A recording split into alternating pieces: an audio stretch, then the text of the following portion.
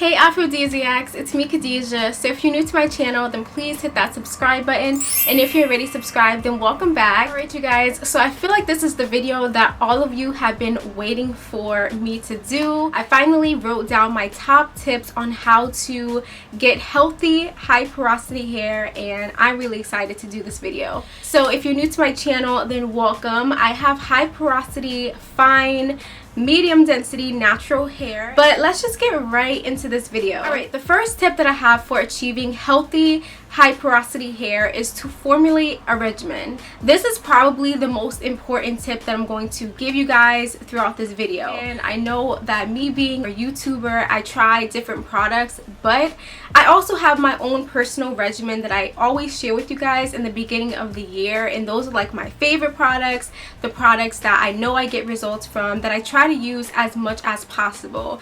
Now if you're not a YouTuber or if you're not a product junkie, then you probably have no problem sticking with the same products very consistently, and that is the best thing that you can do for your hair. You will see results once you find good products for your hair and once you stick with them. Alright, so tip number 2 kind of goes with tip number 1 in the sense that you want to be consistent with when you wash your hair. For me, I wash my hair once a week because I don't feel like my hair gets that dirty to do it more than once, and I know that's not going to be healthy for my hair, so just stick with one day out of the week. I think that washing high porosity hair once a week is the best because you won't be manipulating your hair as much. Tip number 3, I'm really happy about this one because you guys, if you've been watching me, you know how much I love protein. Our hair has these open raised cuticles, and our hair is technically damaged because our cuticles are not supposed to be so open, and protein just helps to patch up that open cuticle. And ultimately it's aiding in healthier hair,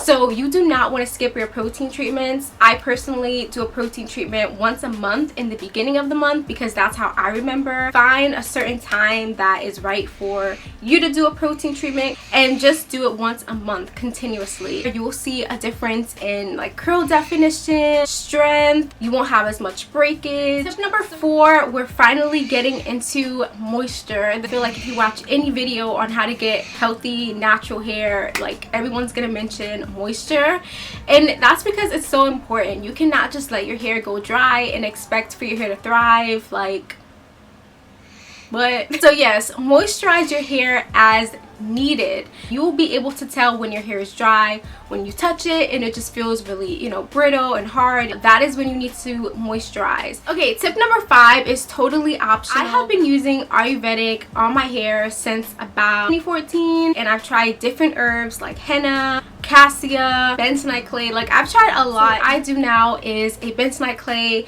treatment. Makes my hair look and feel so much healthier. It gives me a lot of curl definition. I did a whole video on bentonite clay and how it can help high porosity hair with curl definition, so I'll link that up top and down below. But any Ayurvedic herb, just find one that works for you and stick with it. So tip number 6 is really important as well, and that is to choose hairstyles that minimize tangles and also single strand knots. Like a wash and go for me is tangle city, single strand knot city, and I just rarely do wash and goes. I'm usually rocking a twist out because it minimizes tangles and it minimizes single strand knots. Just having natural hair, we're going to get those regardless, but there are hairstyles that will encourage more tangles and more knots than other hairstyles. So tip number 7 is minimize the amount of heat that you're putting onto your hair, because when you do use heat, it kind of opens up the hair cuticle. You guys know that things like steam and heat,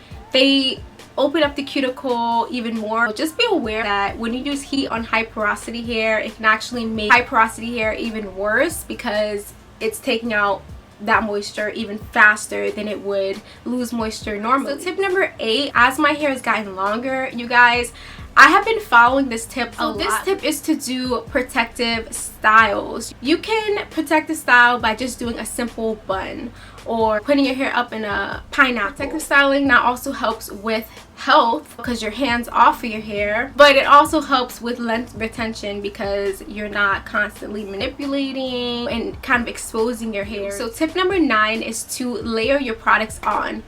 always, after you've washed your hair and you're ready to style, you should choose a method that is going to moisturize and seal the moisture into your hair. So you can either try the LCO method, which is liquid, cream, and then oil, or you can try the LOC method, which is liquid, oil, and then cream. So this is the last tip that I have for you all, and that is to be gentle and be kind to your hair. And what I actually do is I finger detangle. I don't actually use any tools on my hair anymore, and I find that it works really well for me to just use my fingers. Now, if finger detangling doesn't work for you, that's okay. Use a comb, use a brush, but be gentle while using these tools, you know, because you can go in really rough with a brush, but you can go in really gentle as well. So that's the difference. So that is all for this video. I hope you all enjoyed it. If you did, then please give this video a big thumbs up. Comment down below. Feel free to share this video. Let people know how to get healthy, high porosity hair. And of course, subscribe. I'll see you all in the next one.